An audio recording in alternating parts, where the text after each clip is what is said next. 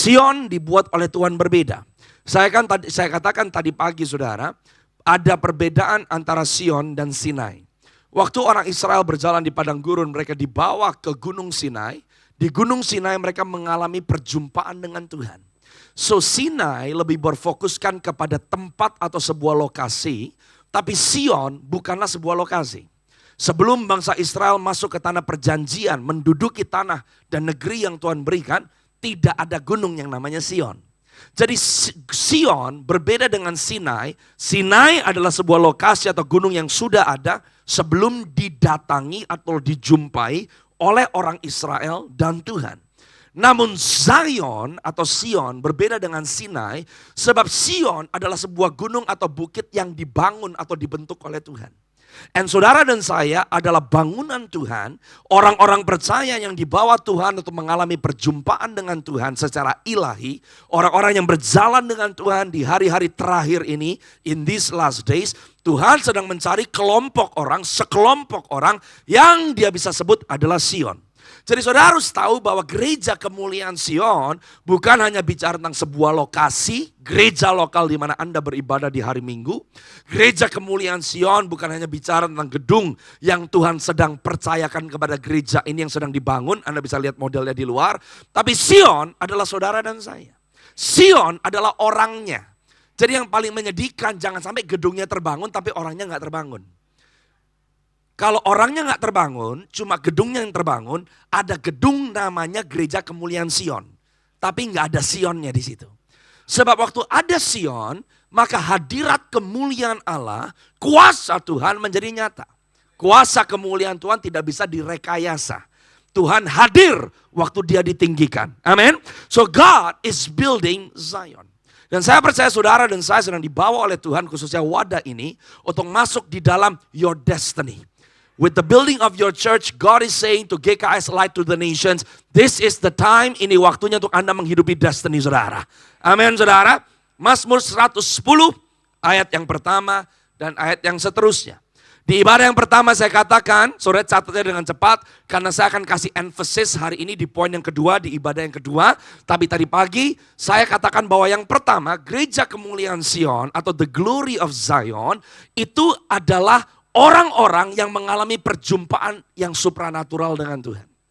Zion talks about the realm of the Spirit. Zion speaks about the manifest presence of God.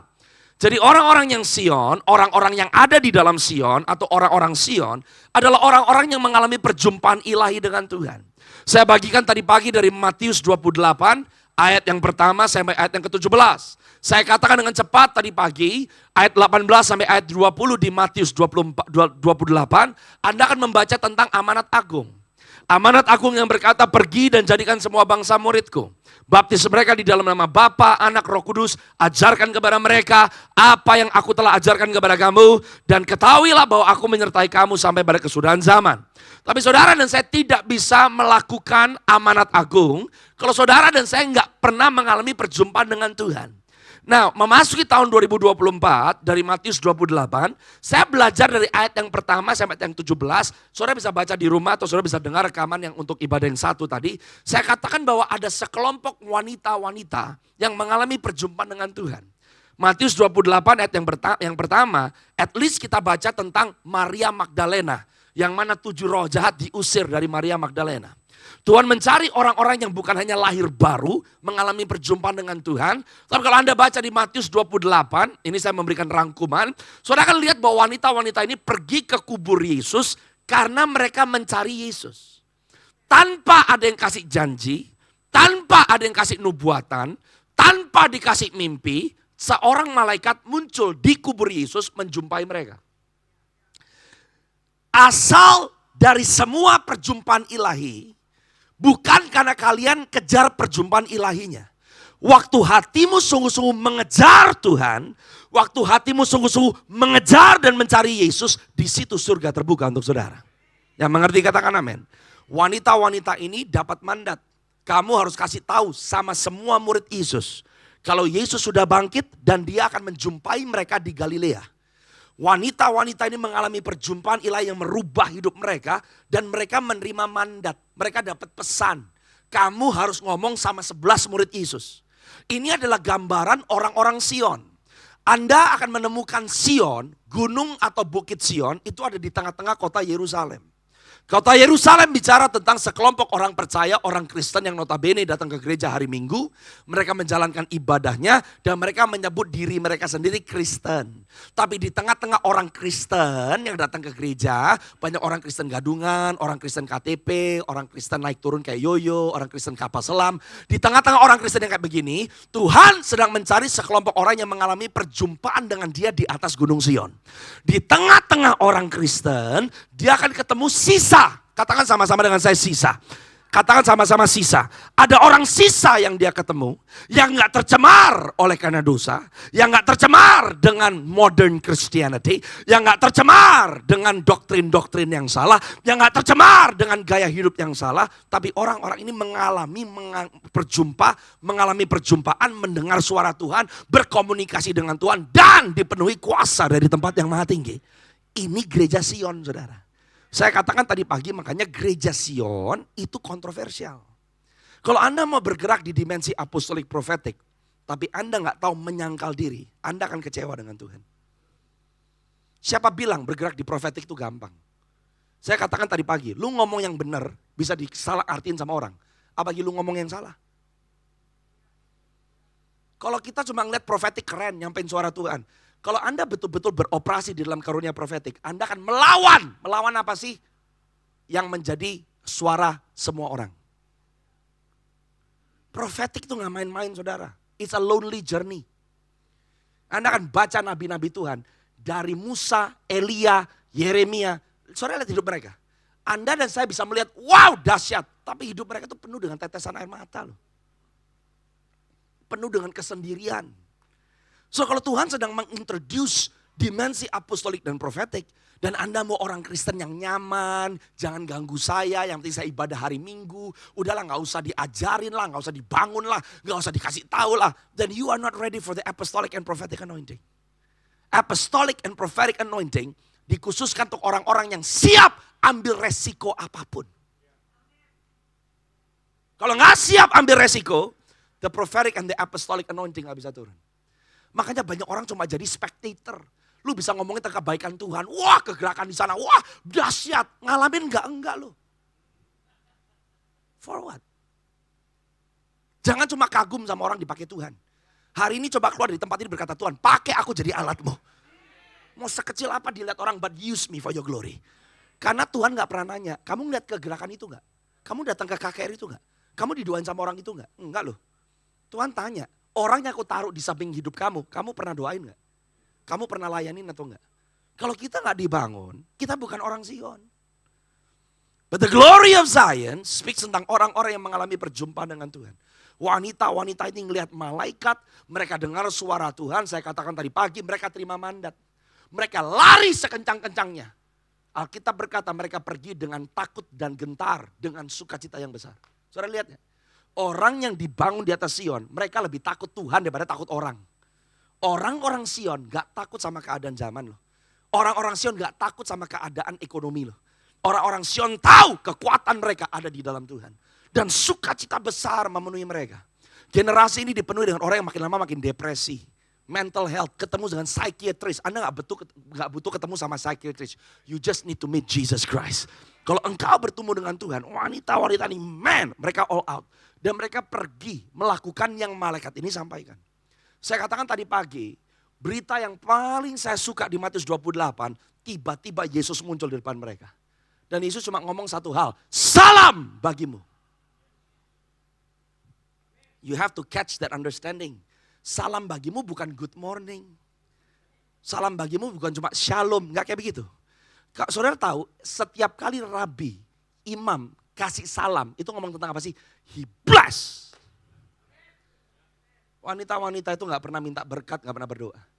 Gak pernah berdoa untuk diri mereka sendiri. They did the will of the Father. Yesus tiba-tiba muncul di depan mereka. Salam bagimu. Tahu gak Yesus tadi ngomong apa? Diberkatilah anak cucumu. Diberkatilah kekuatan keturunanmu. Diberkatilah keuanganmu. Diberkatilah kesehatanmu. Semua yang kau perlukan diberikan oleh Tuhan. That's Zion dimension. Anda gak doa untuk keperluanmu sendiri lagi. But God blesses you. Yang mengerti katakan amin, saudara. God blesses you. Waktu Anda berjumpa dengan Tuhan, kenapa Anda perlu berjalan di dalam dimensi supranatural? Karena hanya orang yang berjumpa dengan Tuhan, di tengah tekanan hidup, Anda gak akan tinggalin Tuhan. Kalau Anda ikut Tuhan karena dengar bosmu, karena dengar pendeta ini, dibawa istri, dibawa suami, tapi Anda gak pernah ngalamin perjumpaan dengan Tuhan, imanmu akan kandas. Yang membuat iman saudara dan saya tetap kuat adalah you meet God personally. Kalau enggak, keadaan hidup membuat orang kecewa dengan Tuhan. Keadaan hidup, keadaan gereja, pemimpin, gembala, buat orang kecewa dengan Tuhan. Yang membuat orang enggak kecewa sama Tuhan adalah waktu engkau berjumpa dengan Tuhan. Saudara pikir saya ikut sama Tuhan, umur saya relatif muda, 32 tahun, enggak pernah dikecewain sampai gereja, sering saudara.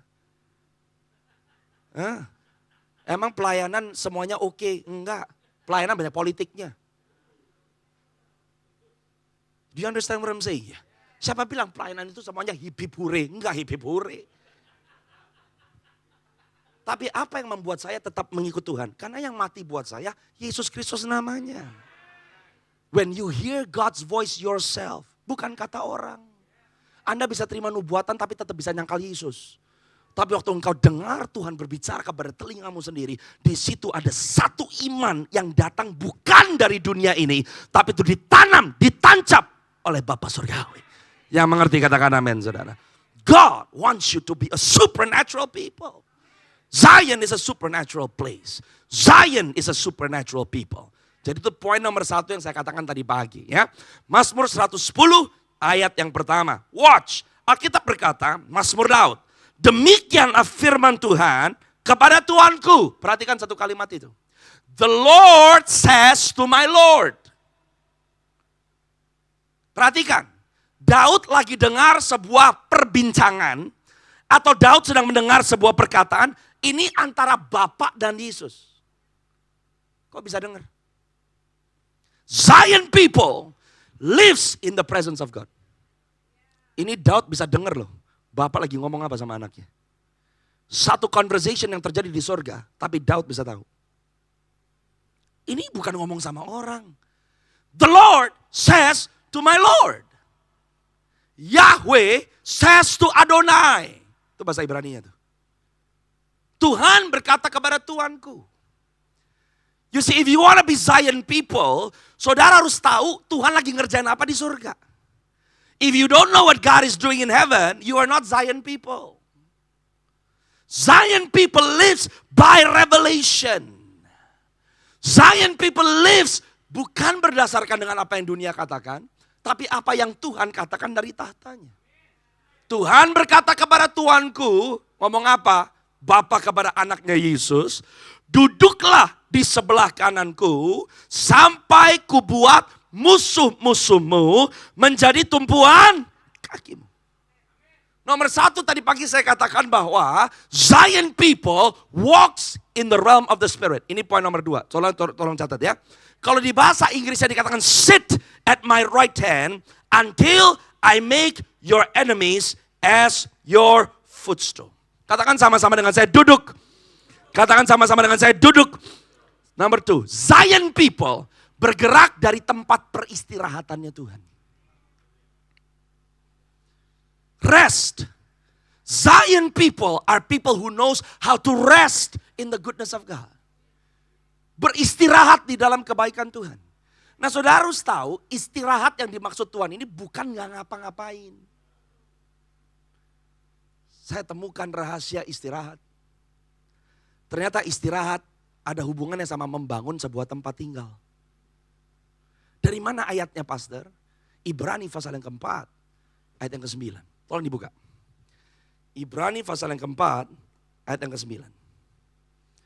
Saya berdoa saudara nangkep sesuatu, amen. I believe my job is to continue to affirm apa yang Tuhan sedang lakukan di gereja ini. Saya gak diminta Pastor Leo, saya gak menyampaikan sesuatu yang beliau minta. This is the message that God gave me. Kenapa Glory of Zion Church sedang memiliki building project? Building project ini bukan rekayasa pastoral tim saudara. This is God's plan. You have to pray. You have to fight. The building must stand for God's place, for God's glory. Amen. Ayatnya di mana? Perhatikan. Ibrani 4 ayat yang ke-9. Ayat ini sebuah misteri. Watch ya. Alkitab berkata, jadi masih tersedia suatu hari perhentian, hari ketujuh bagi umat Allah. Sebab barang siapa telah masuk ke tempat perhentiannya, ia sendiri telah berhenti dari segala pekerjaannya, sama seperti Allah berhenti dari pekerjaannya. Kalau saudara perhatikan Ibrani 4 ayat yang 9, waktu dikatakan jadi masih tersedia suatu hari perhentian, itu tolong digarisbawahi. Hari perhentian di ayat 9 sama tempat perhentian di ayat 10. Kata perhentian di bahasa Yunaninya itu dua kata yang berbeda. Oke, saudara nangkep gak sampai di sini? Tuhan bilang, Tuhan berkata kepada Tuanku, duduk di sebelah kananku. Itu dimensi Sion. God is taking God's people to a position of rest. Tapi istirahat yang kayak apa? Karena Tuhan bilang kamu duduk di sebelah kananku sampai ku buat musuh-musuhmu menjadi tumpuan kakimu. Gereja yang berkemenangan bukan gereja yang lepas dari masalah. Tapi di tengah-tengah problem dunia, di tengah-tengah musuh saudara, saudara dan saya memerintah di sana. This is the dimension of Zion. Kita lagi ada di dalam musim peperangan. That's why mentalitas gereja itu harus bangkit. You have to rise up. Kalau gereja masih memusingkan dirinya sendiri, kalau gereja masih pusing dengan keinginan sendiri, dengan permohonan doa sendiri, saudara gak nangkep yang menjadi the will of God. Sedangkan semua yang jadi kebutuhan saudara, keluarga saudara, anak-anak saudara, God will handle that for you. Kalau Anda tahu what God is doing through the church. Saudara dan saya adalah gereja Tuhan di bumi ini, dan lewat hidup saudara dan saya, kemuliaannya menjadi nyata. Yang mengerti katakan amin saudara. Oke, catat nih, saya kasih bahasa Ibraninya, nanti saya kasih beberapa ayatnya. Yang pertama, kalau saudara baca di ayat yang ke-9, di mana dikatakan bahwa tersedia suatu perhentian umat Tuhan. Saudara catat ya, bahasa Yunani perhentian di ayat yang ke-9 itu adalah, saudara catat ya, sabistosmos. S-A-B-B-I-S-T-O-S-M-O-S. Rest. Engkau beristirahat, artinya apa? Waktu engkau beristirahat di dalam Tuhan, waktu engkau sit with God, waktu engkau menikmati hadirat Tuhan, makanya ini dimensi Sion, Anda gak melakukan rutinitas ibadah. Anda bisa datang ke gereja, pulang tetap capek loh. Imanmu gak ngalamin apa-apa loh. Berapa banyak Anda ngalamin seperti itu seringkali. Tapi Zion people, when you enter the presence of God, you are rested. When you are rested in God, Anda terima strategi, Anda terima kekuatan baru, Anda terima pengurapan, Anda terima kuasa, Anda keluar dari perjumpaanmu dengan Tuhan, you are ready to fight the next battle. That's the rest. Sabistosmos. Okay? A time of rest. Ini kenapa penting kalau gereja Sion gak tahu pentingnya berkumpul sama-sama, berdoa sama-sama, menyembah Tuhan bersama-sama. You don't know the importance of holy gathering. Saya suka pernyataan satu hamba Tuhan. Kalau ada ibadah KKR di hari Jumat atau di hari Sabtu, gerejanya penuh, berarti hamba Tuhannya terkenal. Kalau ada gereja hari Minggu penuh, berarti gerejanya terkenal. Tapi kalau ada rumah doa Selasa malam penuh, berarti Tuhannya yang terkenal. Nangkep gak? Kalau saudara gak tahu pentingnya to come to the presence of God, Anda hanya jadikan gereja, ibadah, ya lah tempat kumpul tapi Anda gak ngalamin apa-apa. You are not finding a place to rest. Holy gathering is a place di mana umat Tuhan, you are coming before the presence of God. Ada transaksi di situ. The joy of the Lord is my strength. Betul gak sih? Artinya apa sih? The joy of the Lord. Berarti yang senang Tuhan bukan saudara. When the Lord is happy, when the Lord is pleased, waktu dia berkenan, waktu dia bersuka, Waktu dia disenangkan, Anda terima kekuatan baru. Nangkep gak? When you come to church to worship Jesus, you give him the glory, Anda gak akan pulang tangannya kosong. Dia top up kekuatan yang baru. Dia kasih semangat yang baru. Bam! Anda pulang to do great wonders. That's rest. Nah ini istirahat yang kedua. Di ayat yang ke-10 di Ibrani pasal yang keempat, tempat perhentian. Katakan sama-sama dengan saya, tempat perhentian. Ternyata perhentian yang kedua itu ngomong tentang location. Apa bahasa Yunaninya? Saudara tolong catat. Bahasa Yunaninya adalah kata pausis. K-A-T-A-P-A-U-S-I-S. Dwelling place.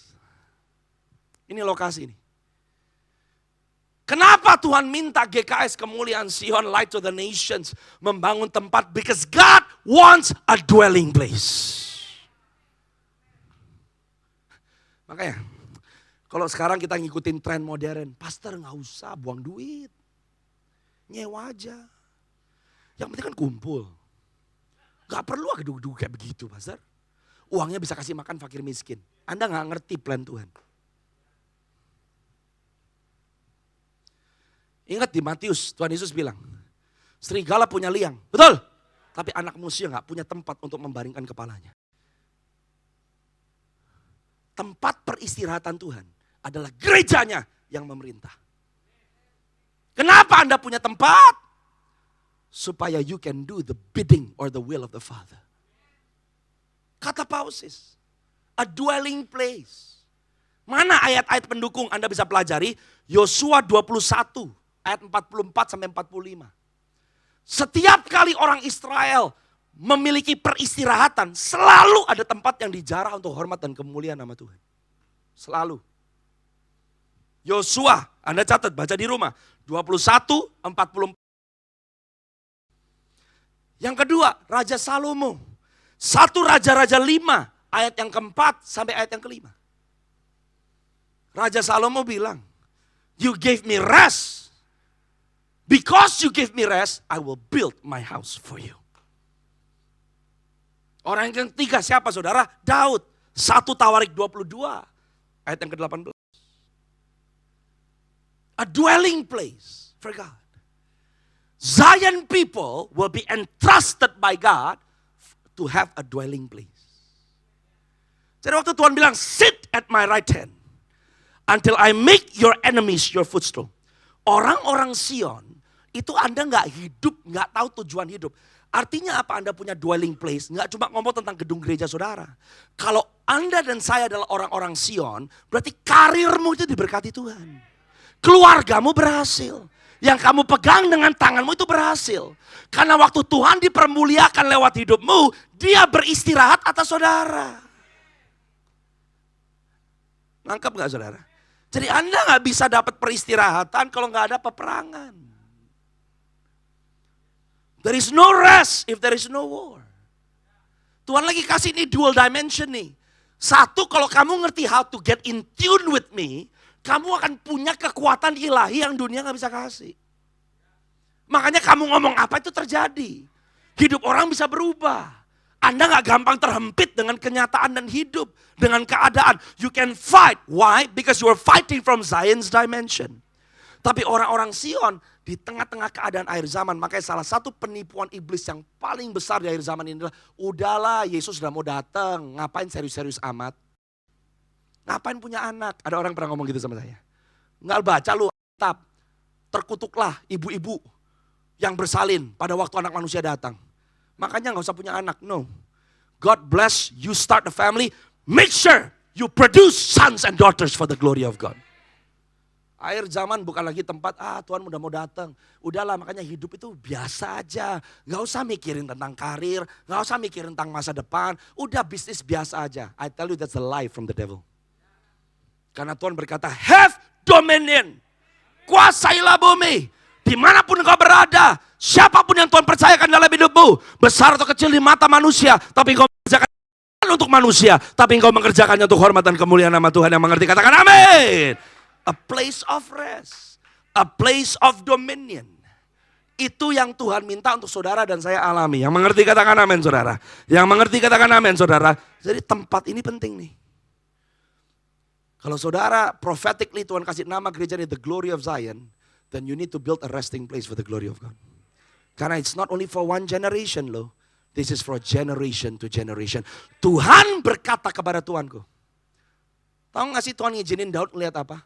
Bagaimana Yesus berinteraksi dengan Bapaknya. Makanya gereja ini juga dipercayakan oleh Tuhan RGLM. Karena generasi yang terhubung, bukan hanya terhubung hanya karena darah. Terhubung bukan hanya karena harta. Terhubung bukan hanya karena umur. Tapi terhubung oleh karena the Spirit of God yang hadir di dalam setiap generasi. That's the relationship antara bapak dan anak. Jadi kalau saudara mau modelin, ngemodelin hidupnya siapa? Yesus. Tuhan lagi ngajarin bagaimana aku dengan Bapa itu satu. Anda baca di Yohanes 17, kamu harus satu sama aku. Itu ngomong tentang apa? Connected generation. Nangkep gak saudara? Jadi RGLM itu bukan cuma ya acara lah, Pastor Leo bikin acara. No. It is a prophetic move. It is the will of God. Yang mengerti katakan amin. Yang mengerti katakan amin. Sit. Sion gunungnya bukan gunung gede. Sion ditandingin sama Merapi, gedean Merapi gunungnya saudara. Because Zion is not talking about the place. Zion is talking about the people. Zion is talking about the strength of God inside of you. Yang mengerti katakan amin. Yang mengerti katakan amin. So dimension of Zion is a spiritual dimension. Anda harus mengerti itu. Katakan sama-sama dengan spiritual dimension. Katakan sama-sama dengan saya spiritual dimension. Amen. So God wants us to rest. Nah kalau saudara berarti duduk di sebelah kananku. Waktu saya pelajari bahasa Ibrani dari kata duduk itu memiliki bahasa Ibrani yang juga artinya untuk menikah. So when God is saying sit at my right hand, gereja yang ada di dalam dimensi Sion, saudara menjadi satu dengan Tuhan. Kalau saudara jadi satu dengan Tuhan, engkau gak takut, engkau gak ragu lagi.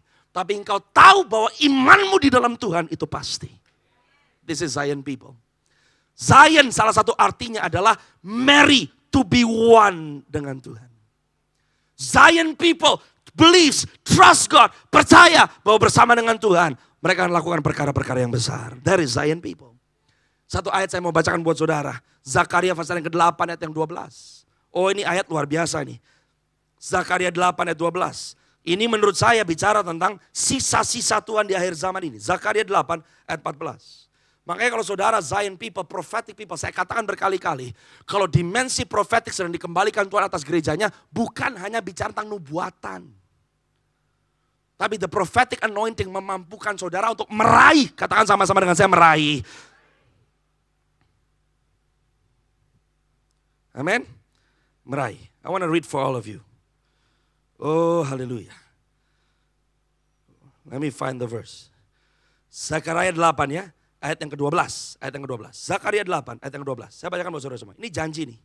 Melainkan aku akan menabur damai sejahtera. Itu kata akan loh. Prophetic. Maka pohon anggur akan memberi buahnya. Itu tentang nubuatan kelimpahan di depan. Betul gak saudara? Dan tanah akan memberi hasilnya. Dan langit akan memberi air embunnya. Nah ini bagian saudara dan saya. Aku akan memberi semuanya itu kepada sisa-sisa bangsa ini sebagai. Semua orang Kristen terima nubuatannya. Akan ada lawatan Allah, amin. Akan ada kemuliaan Allah, amin. Akan ada berkat yang melimpah, amin. Ada terobosan pengurapan, amin. Tapi yang meraihnya, katakan sama-sama dengan saya meraih. Hanya sisa-sisa. Orang-orang yang mau dipisahkan. Orang-orang yang mau naik ke tempat yang tinggi. Orang-orang yang mau bersekutu, bergaul dengan Tuhan. Then the promises of God will be yours.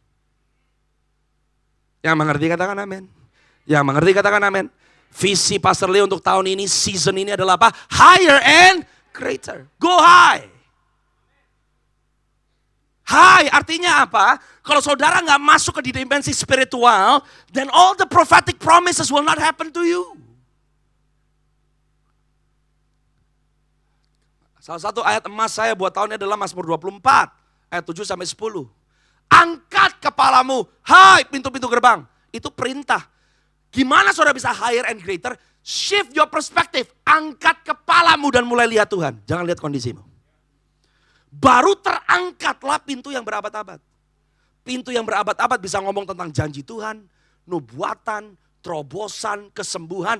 Waktu perspektif saudara berubah dan Anda melihat dari atas bukan dari bawah, maka semua janji yang lama itu sepertinya mati akan mulai hidup kembali. Kenapa dihidupkan? Supaya masuk Raja Kemuliaan. Siapa itu Raja Kemuliaan?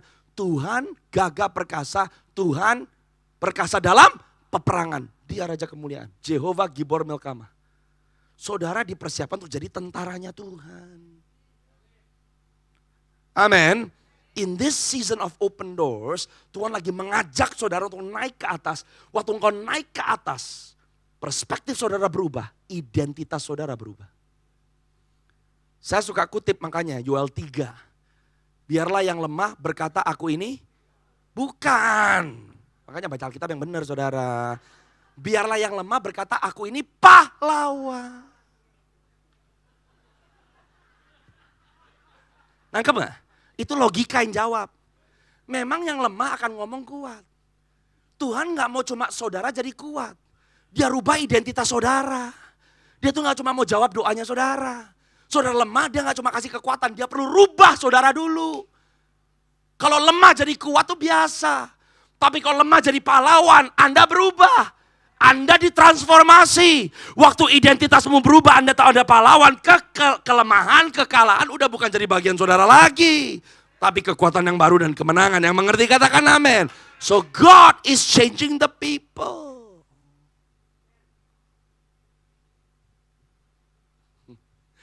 Biarlah yang lemah berkata aku ini pahlawan. Ini cara gereja berdoa lagi dirubah. Dia mau rubah saudara.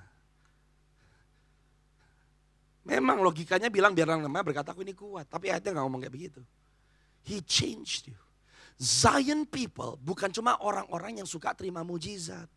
Makanya di PLC saya katakan Tuhan lagi merubah hanya workers menjadi miracle workers. Identitas saudara lagi dirubah. Kalau Tuhan memberkati saudara menjawab doamu itu terlalu kecil. Coba bilang kiri kanan terlalu kecil. Tapi kalau dia bisa rubah saudara. Dia rubah cara pandangmu. Dia rubah tujuan hidupmu. Dia rubah identitasmu. Saudara udah gak peduli sama masalah saudara lagi. Karena Anda bisa berkata Allah sanggup melakukan. Tapi perspektif saudara, identitas saudara. Semuanya dirubah oleh Tuhan. Yang mengerti katakan amin saudara. Yang mengerti katakan amin. Watch.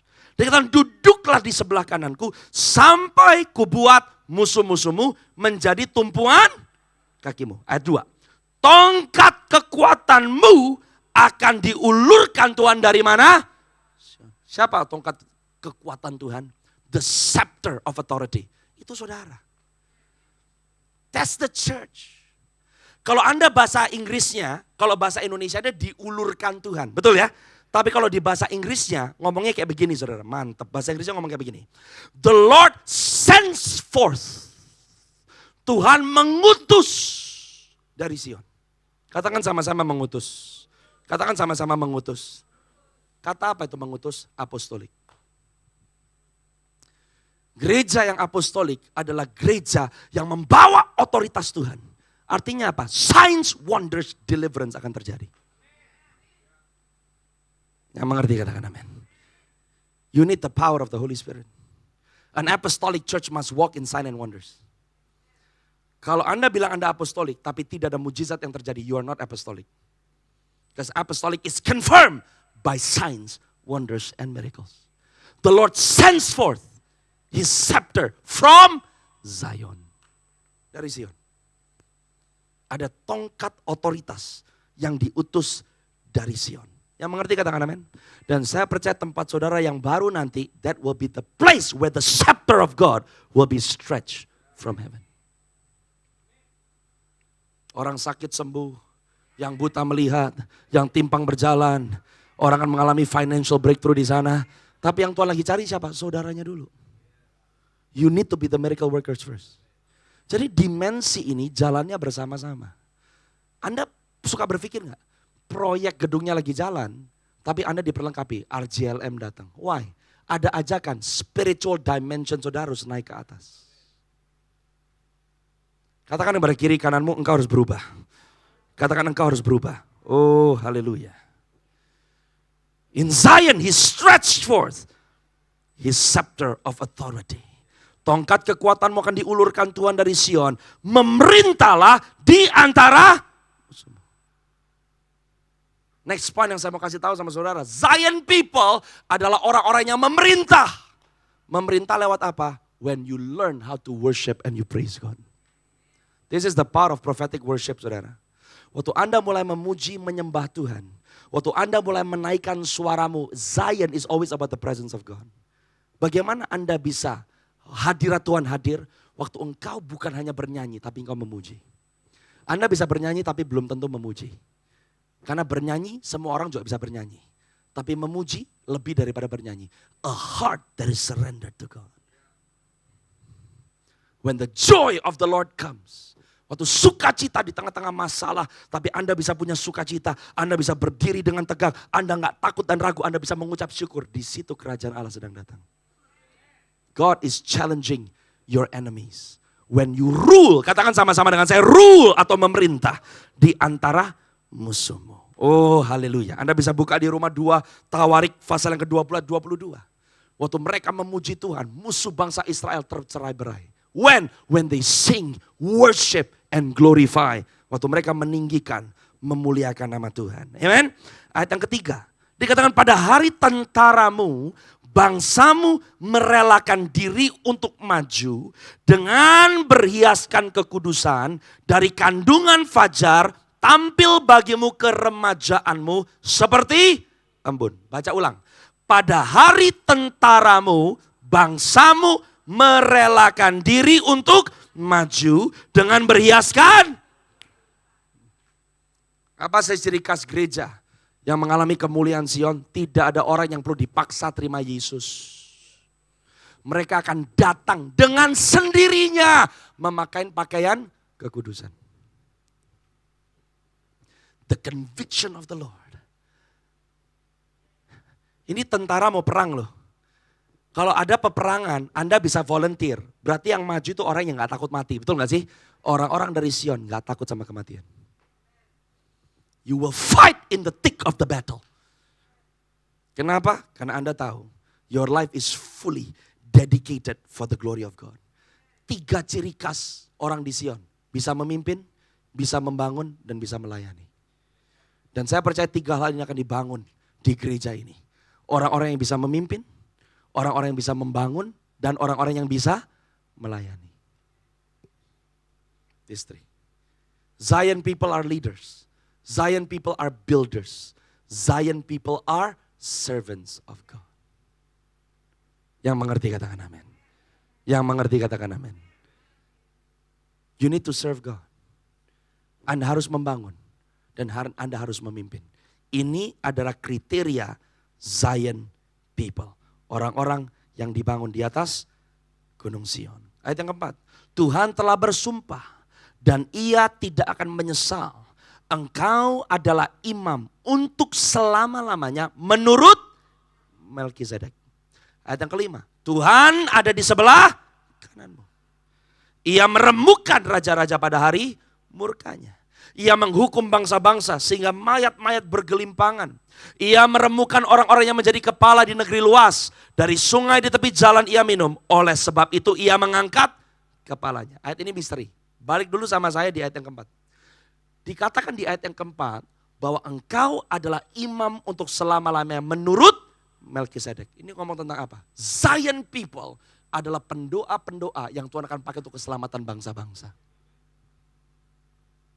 Ini udah bukan berdoa lagi.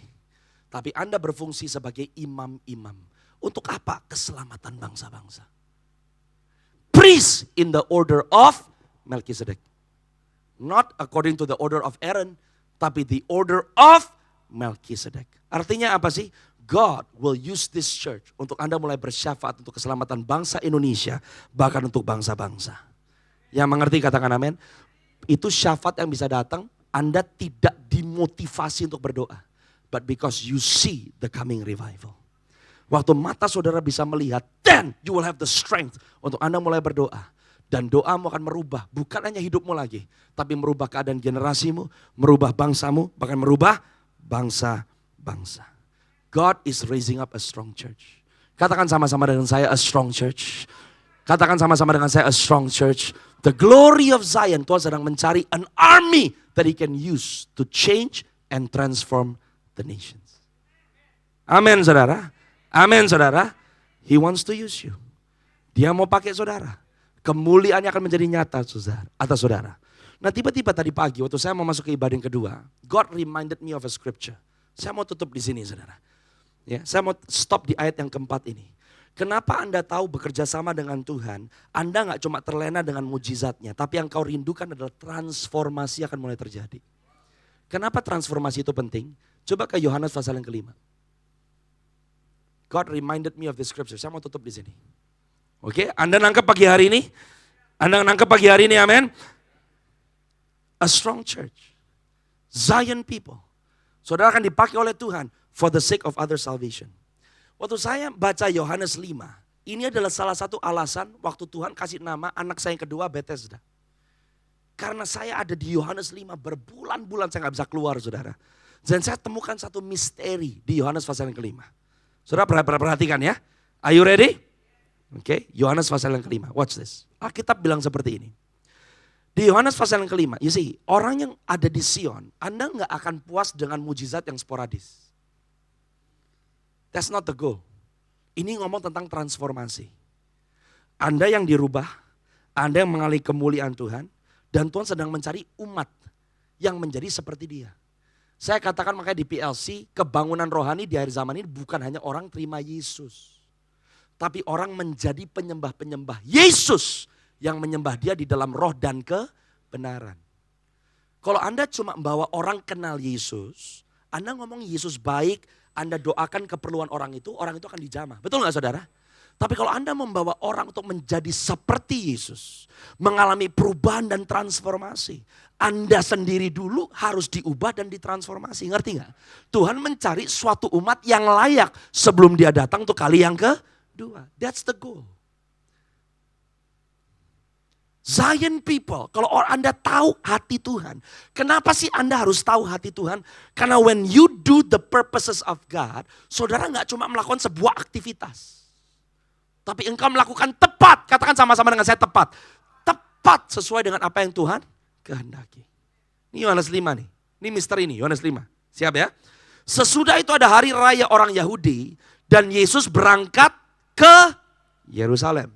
Di Yerusalem dekat pintu gerbang domba ada sebuah kolam yang dalam bahasa Ibrani disebut Bethesda. Itu dekat mana? Dekat pintu gerbang yang namanya pintu gerbang domba. Yesus Kristus, domba Allah yang datang untuk mati untuk dosa manusia. Betul? Revival yang akan terjadi ke depan bukannya orang terima Yesus. Tapi waktu orang mengalami kuasa, mujizat, mereka dijamah dan mengalami perjumpaan dengan Tuhan. Mereka bukan diselamatkan doang, tapi mereka berubah untuk menjadi seperti kehendak Tuhan. Nah, dekat pintu gerbang domba, ada sebuah kolam yang namanya Bethesda. Ada 5 serambinya. 5 serambi ini ngomong apa sih? 5 jawatan. Nangkep gak? Aduh. This is a prophetic picture. Ada gereja yang lagi dibangun Tuhan. Gereja yang berjalan dalam dimensi otoritas. The prophetic anointing. Evangelist anointing, the pastor's anointing, the teacher's anointing. Ini gambaran nih. Tuhan lagi mau saudara dan saya nangkep hatinya dia itu seperti apa. Saya lagi punya quest, makanya saya mau pelajari miracle yang Yesus lakukan. Roh Kudus lagi ngomong sama saya, you reread semua mujizat yang aku lakukan di Injil. I will open your eyes. Itu gak cuma sekedar orang sakit sembuh. There is a prophetic picture untuk apa yang terjadi di akhir zaman ini. Lanjut ya. Dikatakan ayat yang ketiga. Dan di serambi-serambi itu berbaring sejumlah besar orang sakit, orang-orang buta, orang-orang timpang, orang-orang lumpuh yang menantikan goncangan air. And the Lord says, Ini ngomong tentang kita orang percaya di akhir zaman ini yang sedang menanti the coming revival. And Tuhan berkata revival yang akan terjadi ke depan bukan revival yang saudara dan saya udah terbiasa. Tiba-tiba satu stadium, bam, penuh orang nangis-nangis, nggak kayak begitu. Kita sering kali ngelihat, oh dahsyat tuh tahun 70, oh dahsyat tahun 80, oh dahsyat di Pensacola, oh dahsyat di Brownsville, oh dahsyat di Wales. Saya mau kasih tahu sama saudara, kebangunan rohani yang terjadi di depan tidak, belum pernah dilihat oleh dunia ini sebelumnya. Dan Anda gak bisa lihat patternnya di belakang. Banyak kita orang percaya lagi menantikan kebangkitan, tapi kita bilang mana Tuhan kayak zaman dulu, mana Tuhan kayak tahun 70, mana Tuhan kayak di Wales. Gak akan terjadi seperti itu. Sebab God is taking us into a higher level. Ini bukan hanya orang sporadis, nangis-nangis gak kayak begitu. Dia akan temukan sisa orang-orang yang dewasa di dalam Tuhan. Ternyata saudara, orang sembuh bisa banyak. Orang terima Yesus bisa banyak. Tapi orang jadi dewasa di dalam Tuhan gak banyak. Kita mau yang mana? Zion people. Apa sih the glory of Zion? Is Jesus. Kemuliaan Sion itu siapa? Yesus yang ada di dalam saudara dan saya.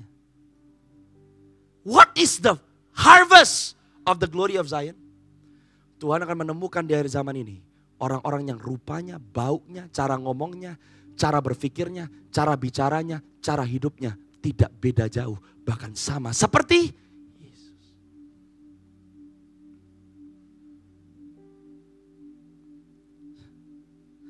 Ayat 4. Sebab sewaktu-waktu turun malaikat Tuhan ke kolam itu. Menggoncangkan air itu. Barang siapa yang terdahulu masuk ke dalamnya. Sesudah goncangan air itu menjadi sembuh. Bukankah Tuhan bilang yang terdahulu akan jadi terkemudian? Yang terkemudian jadi yang terdahulu. Tuhan itu lagi ngomong tentang sebuah pattern baru nih. I'll show you how you can have miracles in your midst. Di kolam Bethesda itu orang lari-lari. Yang buruan nyemplung, jebur, sembuh. Tapi God says no. That's not the kingdom pattern for these end times. Yesus di tengah orang lumpuh. Banyak. Dia datang ke berapa saudara? Yang dia sembuhin berapa orang hari itu? 1. Ini unik nih. Anda baca ayatnya ya. Di situ ada seorang yang sudah 38 tahun lamanya sakit. Jadi Yesus ke orang ini tebak-tebakan atau dia incer orang itu? Dia incer orang itu. For what? For what? Why him? Pernah Anda nanya? Kenapa cuma orang ini dan bukan orang yang lain? Saya bertanya, siapa orang ini? Why did Jesus only come to him? Lebih unik lagi ya, terus. Ketika Yesus melihat orang itu ayat yang ke-6, berbaring di situ. Dan karena ia tahu, Yesus tahu loh. Katakan sama-sama dengan saya, Yesus tahu. Bahwa ia telah lama dalam keadaan itu, maka berkatalah Yesus kepadanya, maukah engkau? Saya udah tahu orangnya sakit 38 tahun. Masa ditanya mau sembuh atau enggak? Ya pasti iya dong jawabannya. But why did Jesus ask, mau sembuh atau enggak? Lah, saya bilang, Tuhan, enggak perlu ditanya dong. Masa dia mau permen? Enggak mungkin dia mau sembuh. Masa dia mau anak? Enggak mungkin dia mau sembuh. Kenapa Yesus perlu tanya? Mau sembuh atau enggak? Dan Tuhan bilang tahu, bahwa di akhir zaman ini dunia lagi enggak tahu mereka perlunya apa. Banyak orang Kristen datang ke gereja. Anda tahu sakit, tapi Anda gak minta kesembuhan. Mereka cari yang lain. Mereka gak tahu mereka butuhnya apa. But Jesus asked, do you want to be healed? Yesus ngomong sama laki ini. Bangun! Angkat tilammu! Dan berjalan. Tahu gak di ceritanya ini? Gara-gara orang ini. Orang Yahudi, ahli Taurat, semua datang ke orang ini. Siapa yang suruh kamu angkat tilam? Udah tahu hari Sabat. Dia lupa. Tadi siapa yang nyembuhin gue ya? Gak ingat. Karena Yesus ngilang. Beres dong. Ya dong. Mereka mau bunuh Yesus. Bikin gara-gara. Hari Sabat suruh orang angkat tilam. Hari Sabat gak boleh kerja orang Yahudi. Orangnya Amsyong. Lupa itu Yesus. Atau gak tahu namanya siapa. Tapi waktu orang ini masuk ke bait suci. Tiba-tiba Yesus muncul lagi. Betul gak saudara? Betul gak saudara? Dia bilang. Jangan kamu berbuat dosa lagi. Supaya yang lebih parah gak terjadi sama kamu. Kali ini orangnya ingat. Yesus. Ini orang bukannya berterima kasih. The moment Yesus ngomong itu dia lari keluar. Wey. Lu tahu gak ya tadi yang suruh gua angkat tilam itu siapa? Yesus. Semenjak hari itu. Orang Yahudi bermufakat untuk membunuh Yesus. And the Lord says this is Zion people. Kalau kamu pikir buat mujizat. Kalau kamu pikir menyembuhkan orang, melepaskan yang terbelenggu itu keren. No. Because of it. Kamu akan diminta orang mati loh. Tapi Yesus rela. Why? Karena dia cari jiwanya. Dia gak puas orang ini cuma sembuh. Dia gak puas orang ini cuma terima mujizat. Dia gak puas orang ini cuma berjalan setelah timpang 38 tahun. Yang Yesus cari adalah you have to be like what my Father wants you to be.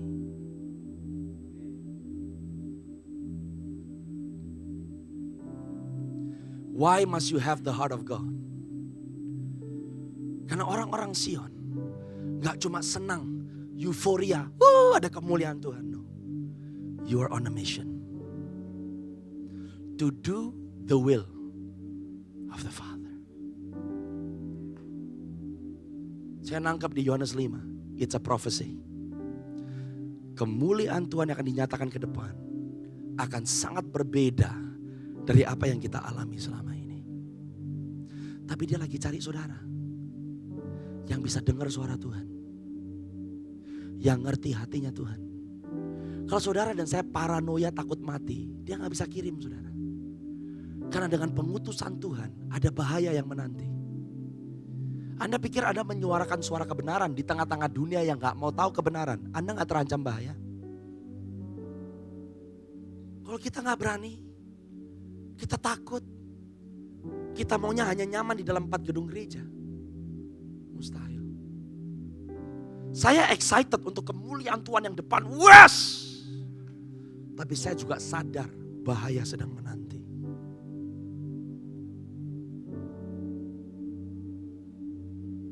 Saya mohon maaf saya harus ngomong di sini, Zion people di Indonesia, you have to be different. Orang dunia bukannya lagi ngomong kayak begini, udahlah mau agama aja, apa aja Tuhannya sama. Terus kita gereja ngomong apa? Benar. Bahaya loh saudara. Berita keselamatan yang Anda dan saya terima dan Anda saya bawa itu penuh resiko. Mohon maaf saya hormati yang lain, tapi Tuhan Yesus tidak sama dengan Tuhan yang lain. Maukah engkau bangkit? That's why you need authority from on high. Kalau Anda berjumpa dengan kemuliaan Allah, kamu gak takut. You say God is with me. Karena engkau mengatakan in Jesus name. Bahaya di depan saudara. Tapi engkau akan jadi seperti Yesus. Dia gak give up. Karena dia yang mau adalah orang mengalami transformasi. Saya berdoa saudara. Ini masih 2 minggu setelah PLC. Jangan sampai iman saudara cuma bangkit pas ada conference. Pas gak ada conference balik lagi. Nunggu apa? Jesus is here. Anda nunggu siapa? Nunggu pembicara? Anda nunggu siapa? Jesus is here. Dan di tahun ini Tuhan katakan come up. Higher. If you don't go higher, you cannot be greater.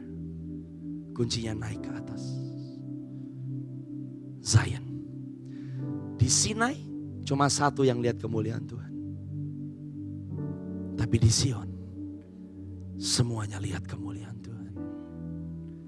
Saya berdoa saudara. Gereja kemuliaan Sion, light to the nations. Anda bukan hanya tempat di mana Tuhan mengunjungi, tapi Tuhan berdiam di tengah-tengah saudara. Amin. Mari berdiri semuanya dalam hadirat Tuhan.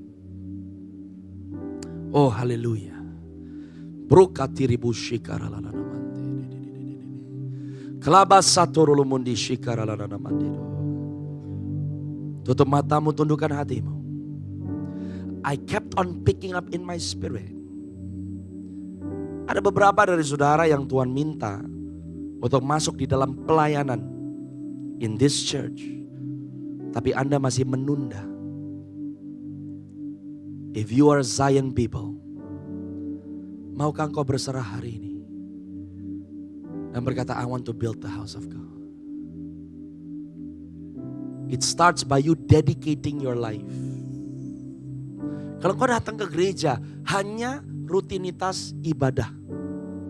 Tapi kalau hari ini kau berseru kepada Tuhan, kau berkata, no Lord, make me into a leader.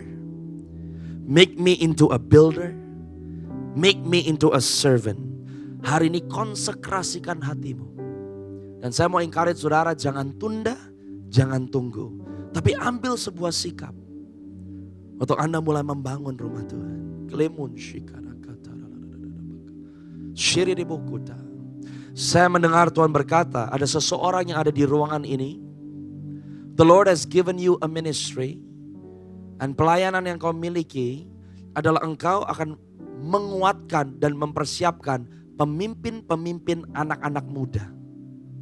To finance the young people for a coming youth movement. The Lord says, jangan tunda. Tapi build for me my army, says the Lord. Bangun tentaraku. Itu kata Tuhan. Saya melihat now, I'm seeing another vision. Ada saudara yang Tuhan mulai bicara sama saudara untuk mengadakan persekutuan doa di kantor saudara. To gather the people yang ada di sekitar perkantoranmu, di sekitar neighborhood di mana kantormu berada. Dan Tuhan berkata bahwa that place will be a place where my glory will come. Don't delay, but do it. Kimas sakutaralaman shikataralalamande. Lemroku shikataralakataralalamande rebosika re shikarala. Somebody else di tempat ini. Engkau punya hati dan beban untuk pergi ke panti jompo khususnya. And the Lord says, Anda pernah melakukan ini tapi berhenti semenjak COVID mulai. But the Lord says you have to do it again. Kembali kepada api itu.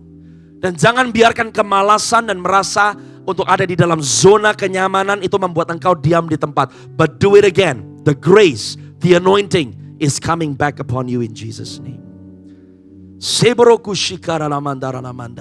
Konsekrasikan dirimu di hadapan Tuhan, saudara. Konsekrasikan dirimu di hadapan Tuhan. Lembro kitara lamandro munshika rebu shika tara lalamandeya. Ora tererebo shikara lalamanda.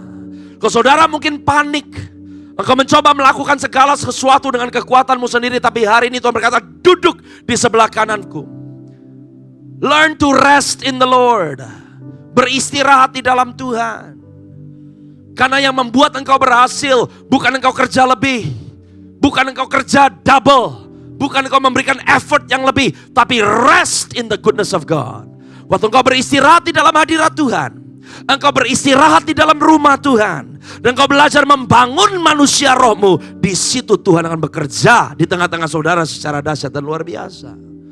Kalau saudara merasa Anda menggantikan, menukarkan tempat yang terbaik dengan kesibukan, kekuatanmu sendiri, saya mengajak saudara di ibadah ini bertobat sama-sama. Tapi katakan, Lord, I want to rest in your presence. Rest in your goodness. Dan aku berdoa biar setiap hamba-hambamu pada siang hari ini menerima janjimu Tuhan.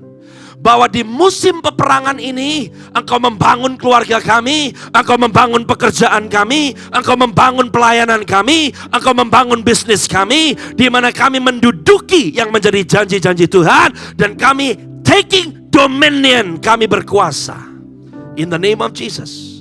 Aku berdoa semua jiwa-jiwa yang ada di dalam gereja ini, they will have dominion in their life in Jesus' name. Mereka menduduki yang menjadi janji-janji Tuhan. Dan di dalam kemenangan mereka, di tengah-tengah kemenangan mereka, di situ engkau beristirahat di atas mereka. Oh samandre boshikaralamanda. Boleh semuanya angkat tanganmu tinggi-tinggi, just worship the Lord. Worship the Lord. I sense the presence of the Lord is coming over each one of you. Kendro shikataralamanda. I sensed takut akan Tuhan, the fear of the Lord is coming upon you. Lembro shikataralamanda ralaboko she lahasete. Lembro kutani mandirakatura lalaman shikaralalamanda. Just worship Him. Sembah Dia di dalam kekudusannya. Sembah Dia di dalam kebesarannya. Sembah Dia di dalam kemuliaannya. Senemontara kataralamande. Lebro kushikataralamanda ralalamanda.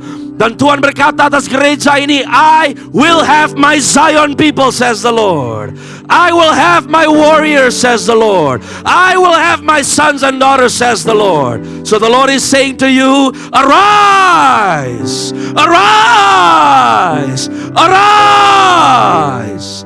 In the name of Jesus, I prophesy to this church bahwa tahun ini kepemimpinan dan tim leadership yang ada di gereja ini akan memultiplikasi di dalam nama Yesus. Layers and layers upon layers of leaders, builders and servants will rise in this place in the name of Jesus.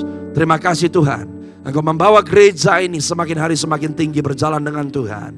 Semakin tinggi berjalan dengan Tuhan. Bapakku berdoa, biar hari ini Tuhan untuk anak-anakmu pergi dari ibadah ini, mereka membawa a fresh impartation in their spirit. Aku berdoa Engkau memperdengarkan suaramu lewat penglihatan mimpi, perjumpaan-perjumpaan yang ilahi. Semoroto sakataralamande. Aku berdoa di dalam nama Yesus, let them know the heart of God. Let them know the will of God, Lord. Dan aku berdoa waktu Tuhan bicara kepada mereka, Tuhan yang memampukan mereka untuk mengambil langkah iman dan berkata, yes Lord, I will do it for your glory. Terima kasih Tuhan. Biar setiap orang di gereja ini yang paling lemah akan berkata, aku adalah pahlawan di dalam Tuhan. I am a warrior in Christ. Terpujilah namamu Tuhan untuk apa yang Kau sudah, sedang, dan terus kerjakan di gereja kemuliaan Sion, Light to the Nations. Blessed be the name of Jesus. Di dalam nama Yesus yang percaya dan menerima pesan Tuhan ini, mari semuanya sama-sama katakan amin. Berikan tepuk tangan yang paling meriah buat Tuhan Yesus. God bless you.